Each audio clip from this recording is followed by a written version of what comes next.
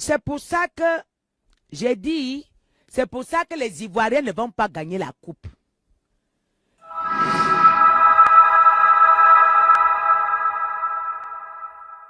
Pendant ces derniers mois, l'Afrique tout entière a vibré au rythme de la CAN. Et pendant que plusieurs étaient en train de faire des pronostics sur le vainqueur final, il y avait certains qui connaissaient déjà les équipes qui allaient être éliminées. Voici cette dame qui est allée jusqu'à faire une prophétie de la part de l'Éternel concernant le parcours de la Côte d'Ivoire dans cette CAN. Suivez avec moi. Donc avant-hier, l'un de mes fils me dit que je m'en vais voir le foot. Je m'en vais voir le match du Cameroun. J'ai dit qu'ils vont souffrir aujourd'hui. Je vous ai dit qu'ils vont rentrer. Et c'est ce qui s'est passé. Ils ont perdu. Ils ne vont pas, ils vont rentrer. Vous n'aurez rien.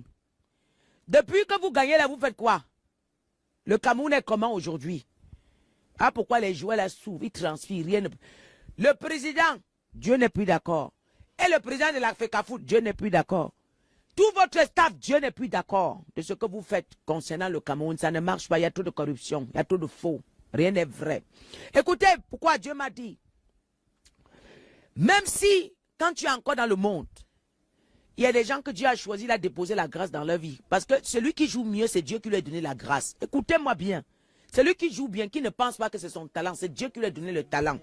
Et quand Dieu décide de l'élever un enfant, quand vous éteignez cet enfant, vous avez affaire à Dieu. Quand Dieu décide de faire valoir le talent d'un enfant, quand vous éteignez, vous maintenez cet enfant derrière. Soit disant que vous allez utiliser vos relations, vous avez affaire à Dieu. Voilà pourquoi Dieu a décidé d'humilier l'équipe du Cameroun. L'équipe du Cameroun sera désormais humiliée jusqu'à nouvel ordre. L'équipe du Cameroun sera désormais humiliée jusqu'à nouvel ordre. Et c'est comme ça. Si vous voulez, vous croyez en moi ou pas, je n'ai pas de problème. Vous allez venir me donner raison. J'ai dit, vous allez venir me donner raison. Le Cameroun ne pourra pas gagner. La Côte d'Ivoire ne pourra aller nulle part. Je vous avais dit qu'il y aura la CAN en Côte d'Ivoire. Mais les Ivoiriens ne vont pas profiter de cette CAN. Ils n'auront rien. Donc, ce n'est pas la peine de stocker les maillots. Liquidez vos maillots. Vite. Si vous ne liquidez pas ceux qui ont stocké les maillots de la Côte d'Ivoire et du Cameroun, si vous ne les liquidez pas, ça va vous caler. Je vous le dis, hein. Je vous aime beaucoup, hein. J'aime les commerçants là avant de venir laisser ce secret. Vous allez mettre les mains sur la télé, maillot là même à 2 francs, vous allez vendre, personne ne va vous regarder avec. Les derniers matchs, les derniers là qu'ils ont encore là, liquidez ça, débarrassez-vous de ça, partagez ça pour aider les commerçants. Je vous dis la vérité. Maintenant, jusqu'à nouvel ordre, quand Dieu me dira, prie pour le Cameroun, je vais prier, vous allez voir, le Cameroun va remonter. Vous allez dire que celle-là c'est qui? Allez-y dire ça, vous allez voir, vous allez confirmer. En Côte d'Ivoire, votre président, Alassane Ouattara, Dieu est tellement en colère contre lui. Et vous dites qu'il va gagner quelque chose. La CAN, là, vous allez voir la fin. C'est là, non? Mais il n'y a pas de bénéfice. Samuel Eto'o, le verdict de Dieu a changé vis-à-vis de toi. Donc, vous les Ivoiriens, là, préparez-vous. Vous les Ivoiriens, préparez-vous. Sachez que c'est fini. La Côte d'Ivoire va rentrer. Les joueurs ivoiriens, jouez comme vous voulez jusqu'à vous vous coucher par terre. Vous n'allez rien avoir. Aujourd'hui, il existe tellement de prophètes sur le marché que bon nombre de chrétiens ont du mal à reconnaître les vrais prophètes de l'Éternel des faux prophètes. Nous savons tous que la Bible nous met en garde. La Bible nous dit qu'il y aura de faux prophètes dans les derniers temps.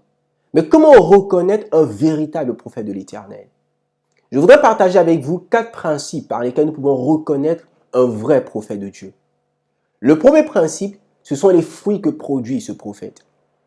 Dans le livre de Matthieu, le chapitre 7, le verset 15 au verset 20, voici ce que Jésus-Christ dit. Gardez-vous des faux prophètes. Ils viennent à vous en vêtements de brebis, mais au-dedans, ce sont des loups ravisseurs. Vous les reconnaîtrez à leurs fruits. Cueille-t-on des raisins sur des épines ou des figues sur des chardons? Tout bon arbre porte de bons fruits, mais tout mauvais arbre porte de mauvais fruits. Un bon arbre ne peut porter de mauvais fruits, et un mauvais arbre ne peut porter de bons fruits. Tout arbre qui ne porte pas de bons fruits est coupé et jeté au feu. C'est donc à leurs fruits que vous les reconnaîtrez. Celui qui prétend être prophète, quel est le fruit qu'il porte?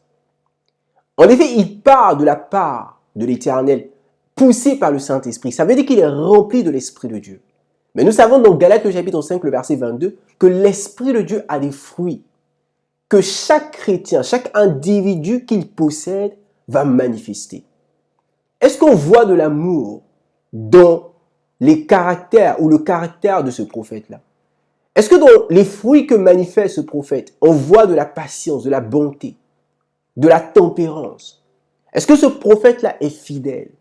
Est-ce qu'il a été transformé par la puissance de l'Esprit de Dieu? Si jamais un prophète ne manifeste pas le caractère de Christ, si un prophète ne manifeste pas les fruits de l'Esprit de Dieu, bien aimé, il faut reconnaître qu'il y a quelque chose qui cloche avec ce prophète-là.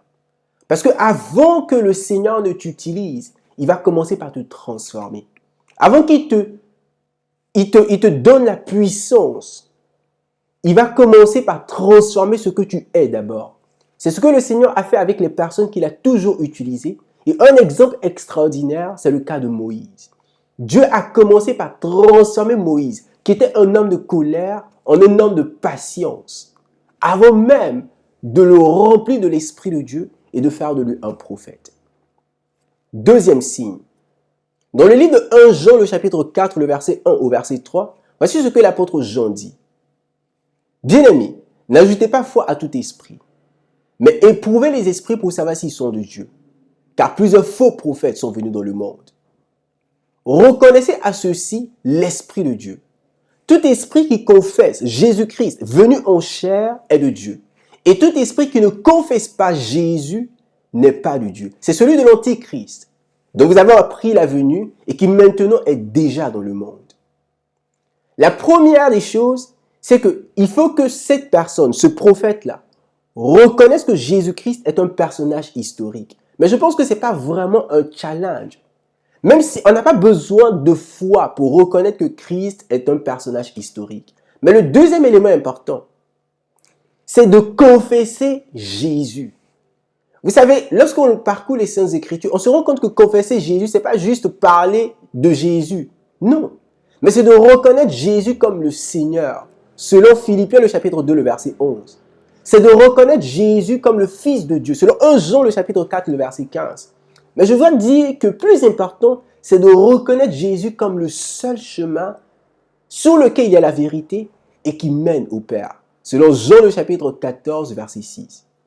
Si un prophète vient nous dire qu'il est le prophète messager de Dieu pour notre génération et par lequel nous pouvons être sauvés, il est en train de nous présenter un autre évangile qui est contraire à l'évangile que nous avons déjà reçu. Il est en train de nous présenter un autre chemin, un autre nom par lequel nous pouvons être sauvés. Ce qui est totalement contraire aux Saintes Écritures. Écoutez ce que l'apôtre Paul dit dans le livre de Galates, dans le livre de Actes des Apôtres, le chapitre 4, le verset 11 au verset 12. Il est écrit « Jésus est la pierre rejetée par vous qui bâtissez et qui est devenue la principale de l'angle. Il n'y a de salut en aucun autre, car il n'y a sous le ciel aucun autre nom qui a été donné parmi les hommes par lequel nous devions être sauvés. Jésus est le seul nom qui a été donné sous le ciel, parmi l'espèce humaine, par lequel nous devrions être sauvés. Tout évangile qui est contraire à celui-là n'est pas de Dieu. À ceci, reconnaissons que ce prophète est un imposteur. Le troisième principe par lequel nous pouvons reconnaître un véritable prophète de Dieu, c'est tout simplement par l'accomplissement de sa prophétie. Dans Deutéronome, le chapitre 18, le verset 20 au verset 22, voici ce que la Bible dit. « Mais le prophète qui aura l'audace de dire en mon nom une parole que je ne lui aurais point commandé de dire, ou qui parlera au nom d'autres dieux, ce prophète-là sera puni de mort. Peut-être diras-tu en ton cœur, comment connaîtrons-nous la parole que l'Éternel n'aura point dite ?» Verset 22, « Quand ce que dira le prophète n'aura point lieu et n'arrivera pas.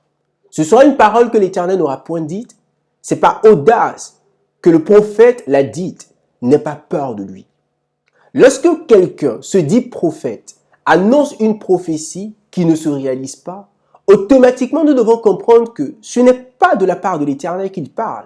Et Michée l'a dit lui-même dans 1 Roi, le chapitre 22, le verset 28. Si ce que j'ai annoncé ne se réalise pas, Cela veut dire que l'Éternel n'a point parlé par moi. Pourquoi? Parce que nous savons dans le livre de Nombre, le chapitre 19, le verset 23, que Dieu n'est point un homme pour mentir, ni le fils d'un homme pour se repentir. Ce qu'il a dit, ne le fera-t-il pas? Ce qu'il a déclaré, ne l'exécutera-t-il pas? Le Seigneur exécute, il veille sur sa parole pour l'exécuter. Mais ce qui est intéressant dans ce passage, c'est que la Bible dit « n'aie pas peur de lui ».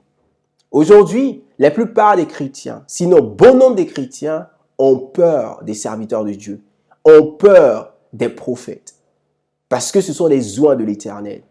Lorsque un prophète ou un serviteur de Dieu fait des choses qui sont en désaccord avec la parole de Dieu et que quelqu'un pointe cela du doigt, on a tendance à dire « non, il ne faut pas critiquer le serviteur de Dieu ». David n'a point parlé ainsi de Saül et c'est devenu un passe-partout. Et on laisse les hommes de Dieu œuvrer ou travailler dans l'impureté, dans le désordre.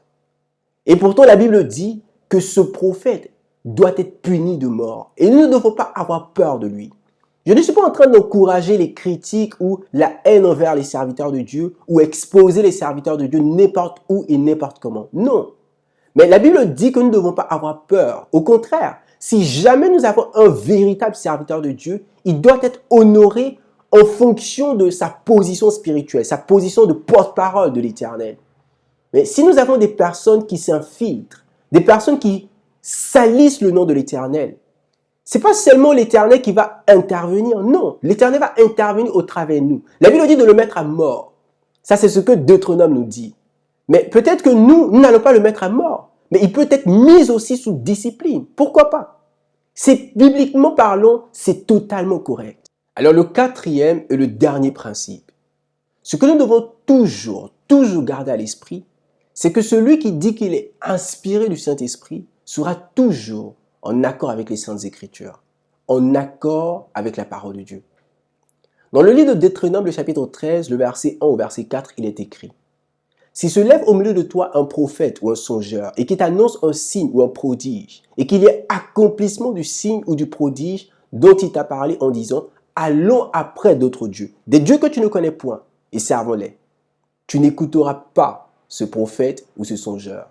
Car c'est l'Éternel votre Dieu qui vous met à l'épreuve pour savoir si vous aimez l'Éternel votre Dieu de tout votre cœur et de toute votre âme. Vous irez après l'Éternel votre Dieu et vous le craindrez. Vous observerez ses commandements et vous obéirez à sa voix. Vous le servirez et vous vous attacherez à lui. Si jamais quelqu'un vous annonce une prophétie et que cela se réalise, et ensuite il vient vous dire des choses qui sont en désaccord avec les Saintes Écritures, la Bible dit que vous devez rejeter ce prophète et suivre ce que la Bible, ce que le Seigneur a déjà révélé. Comment est-ce que nous savons que cela fait allusion aux Saintes Écritures? La Bible dit, vous observerez ses commandements, vous obéirez à sa voix. Et on le voit très bien au verset 5. Qu'est-ce qui va se passer pour ce prophète? Comme je le disais tout à l'heure, il est dit que ce prophète ou ce songeur sera puni de mort. Est-ce que vous comprenez un peu l'ampleur de ce que la Bible est en train de dire? Ce prophète ou ce songeur sera puni de mort. Pourquoi?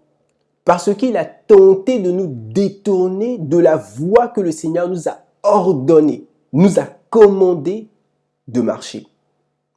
Bien-aimé, si quelqu'un vient et qu'il manifeste un caractère différent du caractère de Christ, si quelqu'un vient et qui commence à annoncer, à confesser un autre Dieu, un autre moyen de salut que Jésus-Christ, si quelqu'un vient et qui commence à annoncer des choses qui ne se réalisent pas, ou qu'il annonce des choses qui se réalisent, mais qui sont contraires aux Saintes Écritures, ou que lui-même annonce des choses qui ne sont pas en accord avec la parole de Dieu, nous devons reconnaître par là que ce n'est pas un serviteur de Dieu.